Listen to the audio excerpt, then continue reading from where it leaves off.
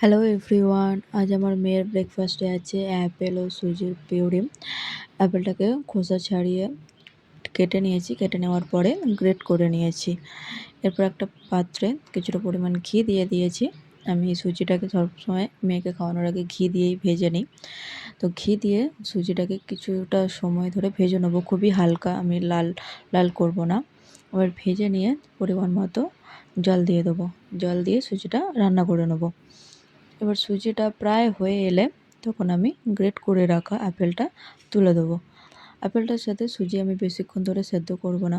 আমার মেয়ে আপাতত ও আপেল খুব বেশি সেদ্ধ না করলেই খেয়ে নেয়, তাই আমি অল্পই সেদ্ধ করব, কিছুক্ষণ অল্পই রান্না করব। এরপর একদমই দেখছি জল নেই, তাই জন্য অল্প পরিমাণে জল দিয়ে দিচ্ছি। এবার জল দিয়ে কিছুক্ষণ ওটা ফুটে উঠলেই আমি ওটা নামিয়ে দেবো। আপনারা আপনাদের বেবিদেরকে আজকে কি ব্রেকফাস্টে দিয়েছেন অবশ্যই কমেন্ট করে জানাবেন, আর রেসিপিটা ভালো লাগলে একটা লাইক করে দেবেন।